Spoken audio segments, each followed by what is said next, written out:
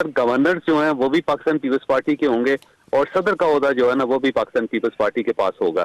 इसके अलावा कुछ कॉरपोरेशंस हैं जिनकी सरबराही जाहिर है वो आसिफ अली जरदारी साहब के कहने पे दी जाएगी और उसके बाद अब गवर्नमेंट जो है वो पाकिस्तान मुस्लिम लीग नून की है, लिहाजा पूरा बोझ पाकिस्तान मुस्लिम लीग नून के ऊपर है।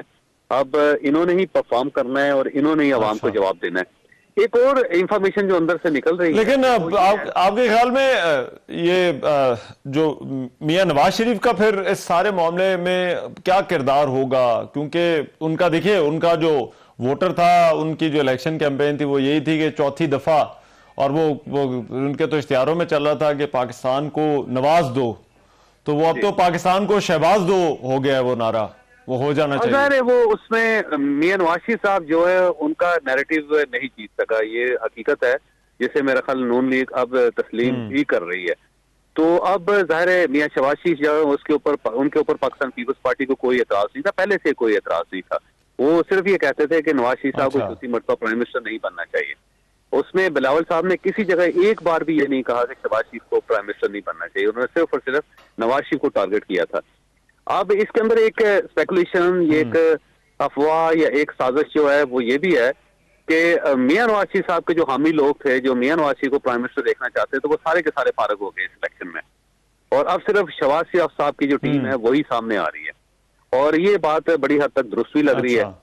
तो लेकिन एक और इंफॉर्मेशन जो अंदर से निकल रही है वो यही है कि पावर शेयरिंग हुई है, ये अभी अनाउंसमेंट नहीं हुई, लेकिन पावर शेयरिंग इसी तरह ही है कि शहबाज साहब 3 साल प्राइम मिनिस्टर होंगे और उसके बाद अगर गवर्नमेंट बच गई तो फिर 2 साल के लिए बिलावल भुट्टो साहब आएंगे, और लेकिन ये इन्होंने अनाउंसमेंट नहीं की। एक और चीज जो बड़ी फैसला हुआ है, वो हर लेवल पे फैसला हुआ है कि ये पार्लियामेंट भी 5 साल पूरे करेगी, ये कौमी असम्बली भी 5 साल पूरे करेगी। अच्छा, लेकिन ये तो चौधरी साहब ये बड़ी कमजोर हुकूमत नहीं होगी, ये 5 साल इसको पूरे करवाना आपके ख्याल में शहबाज शरीफ के लिए भी तो चैलेंज होगा, या जो पूरे करवा रहे हैं उनके लिए भी होगा ये चैलेंज? अच्छा, इसमें नवाज साहब 2 राय हैं। एक राय तो ये है कि ज़ाहिर कोलिशन गवर्नमेंट जो होती है बड़ी कमजोर होती है दुनिया में, लेकिन एक दूसरी राय भी है कि कोलिशन गवर्नमेंट नॉर्मल गवर्नमेंट से ज्यादा तगड़ी होती है, क्योंकि शुरू में सबको अपनी वीकनेसेस का पता होता है। इसमें जितने स्टेक होल्डर्स हैं इन सबको वीकनेस का पता है। जैसे एस्टेब्लिशमेंट है उसको पता है कि ये एक कमजोर गवर्नमेंट है, लिहाजा उन्होंने भी डेफिनेटली फैसला किया होगा कि हमने इसको चलाना है, और अगर नहीं चलाई जाती तो ये हमारा डिफॉल्ट समझा जाएगा और हमारी भी कमजोरी समझी जाएगी। पाकिस्तान मुस्लिम लीग नून को भी पता है कि अब हम इनको पीपल्स पार्टी को वजारतें नहीं दे रहे, लेकिन हमने इनको खुश रखना है, और पाकिस्तान पीपल्स पार्टी को भी पता है कि अगर हम इस गवर्नमेंट को दरमियान में छोड़ देते हैं तो उसका नुकसान फिर हमें भी होगा। तो अब सारे स्टेक होल्डर्स इस चीज को जानते हैं, तो मेरा ख्याल है ये कहीं ना कहीं किसी न किसी से खींच के मुद्दत पूरी कर लेंगे। इस दौरान अब सवाल ये है कि इमरान खान साहब क्या करेंगे, क्योंकि देखिए इनका जो चैलेंज सबसे बड़ा चैलेंज है वो इमरान खान साहब भी हैं। अगर इमरान खान साहब नहीं चाहेंगे कि ये गवर्नमेंट चले तो फिर वो ज़ाहिर सड़कों पे होंगे। अब अगर खान साहब सड़कों पे नहीं होते और वो जेल के अंदर होते हैं और ये 5 साल वो जेल के अंदर ही रहते हैं, तो फिर मेरा नहीं ख्याल कि इस गवर्नमेंट के सामने कोई चैलेंज है। ये आपस में गिव एंड टेक करके इसको चला ही लेंगे, और ये शायद पहली कोalition पाकिस्तान के अंदर हो जिसने 5 साल पूरी मुद्दत भी पूरी कर ली हो। ठीक, बहुत शुक्रिया। आप जावेद चौधरी साहब हमारे साथ मौजूद थे। बैरिस्टर दानियाल चौधरी भी हमारे साथ जो है वो आ गए, लेकिन बसरा साहब अब एक ब्रेक का टाइम हो गया। प्लीज मैं आपके पास एक ब्रेक के बाद आता हूं और जरा बसरा साहब से पूछते हैं कि पीटीआई इन फैसलों को किस तरह से देखती है। Welcome back after the break. Taj Haider साहब पाकिस्तान पीपल्स पार्टी के रहनुमा, वो भी मेरे साथ मौजूद हैं। सेनेटर साहब से बात करेंगे, लेकिन पहले मैं जरा बसरा साहब से हाल अहवाल कर लें। बसरा साहब, एक तो पहले मुझे इस फैसले के हवाले से बताइए, शहबाज शरीफ वजीर आजम नामजद हो गए हैं, मरियम नवाज वजीर आला पंजाब जो है वो नामजद हो गई हैं।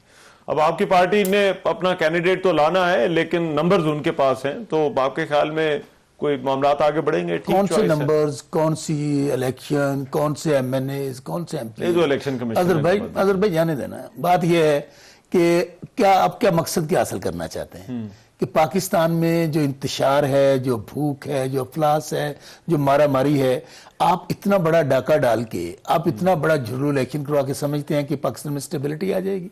मेरा हल्का है NA-163, लोग वोट डाल रहे हैं इमरान खान को, शौकत बसरा को, निकल रहा है उस बंदे से जो तीसरे नंबर पे एजाजुल हक। पूरे पाकिस्तान, मैं आपको अपने हल्के का ऐसी मिसाल दूंगा, मेरे पास चलिए वो मैं बाद में आता हूँ। हाँ। मेरा कहने का मकसद ये है कि आप पाकिस्तान में ये जो तजर्बा कर रहे हैं, ये वही टीम है ना 16 महीने वाली। 16 महीने वाली नहीं, पीपल्स पार्टी उसमें बैठेगी नहीं, हुकूमत में नहीं होगी। वो भी उसमें तबसरा, ये टोपी ड्रामा है। अच्छा, ये सब एक थाली के चट्टे बट्टे हैं, सब इकट्ठे होंगे। मैं पीपल पार्टी रहा, मैंने पता कौन जानता है। अच्छा, ये सब वही हैं, सब इकट्ठे होंगे।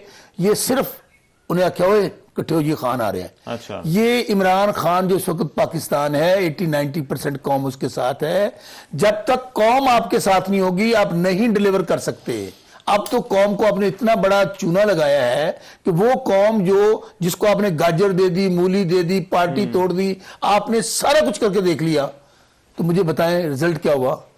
पाकिस्तान की सबसे बड़ी पार्टी, फेडरेशन की वाहिद पार्टी 170 सीटें जीती हुई। अच्छा, आज आप उसको दीवार से लगा रहे हैं। आपने उससे मैं कह रहा हूं, हाँ, आप इससे कोई कॉज सर्व नहीं कर रहे। कोई ये ना जमहूरियत होगी ना पार्लियामेंट होगी। मामलात आपके ख्याल में नहीं चलेंगे? क्या चलेंगे मुझे बताएं। अगर चलने होते तो 16 महीने इन्होंने क्या नहीं किया। उसके बाद आपस में जब ये इलेक्शन शुरू हुआ है, वो जी हम तो बैठना नहीं चाहते थे, फिर टोपी ड्रामा शुरू कर दिया, फिर गाली गलोच किया, फिर ये इकट्ठे हो गए। असल में इनके पाकिस्तान, मेरा बहुत अदर भाई इंपॉर्टेंट बात, इन पार्टियों का कोई स्टेक नहीं है पाकिस्तान में। अच्छा, ना इनके बच्चे इधर, ना कारोबार इधर, ना इनका पैसे इधर, सारा कुछ बाहर पड़ा। ये दिहाड़ियां लगाने आए हुए हैं। अच्छा।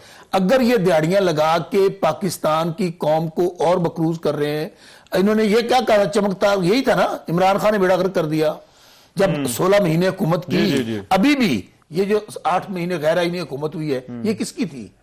ये जो हुकूमतें इंटरिम गवर्नमेंट है, किसकी हुकूमतें हैं? हम तो इलेक्शन लड़के आए हैं। पटवारी इनका, तहसीलदार इनका, SHO इनका, DPO इनका, हमें दीवार के साथ लगाया हुआ है। तो मुझे बताएं कि आप ये तजर्बा करके पाकिस्तान को कहां लेके जा रहे हैं? अच्छा, मैं वो इलेक्शन वाली चीज पर जरा आऊंगा। इलेक्शन पर मेरा ताज हैदर साहब साथ हैं, तो मैं क्योंकि पीपल्स पार्टी का इस पर भी जो है वो उनकी राय जानना चाहता हूं। ये जो शहबाज शरीफ को नॉमिनेट करने का फैसला किया है, मियां नवाज शरीफ ने अब ये फैसला किया है। ताज हैदर साहब किस तरह से देखते हैं?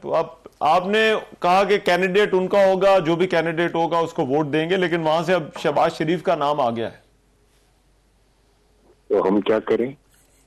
आपने सर उनको वोट देना है। अच्छा फैसला है, बुरा फैसला है, उनके कैंडिडेट के बारे में कुछ तो बताइए। ये उनका फैसला है। अच्छा, और उनको इख्तियार है, जिसको चाहे करें। अच्छा, आपका वैसे एक्सपीरियंस क्या है? मामलात जो है वो क्योंकि आपने 16 महीने गुजारे हैं, तो आपके ख्याल में मामलात चल जाएंगे उनसे, शहबाज शरीफ साहब से? देखिए, इकोनॉमिक प्रॉब्लम्स होती हैं। वैसे एक मौजूद सियासी कल्चर वो चाहते हैं, हम भी मौजूद सियासी कल्चर चाहते हैं, लेकिन जो इकोनॉमिक प्रॉब्लम्स हैं उन पे हमारा नुक्ता नजर बिल्कुल अलग है उनसे। और हमारी कोशिश ये होगी कि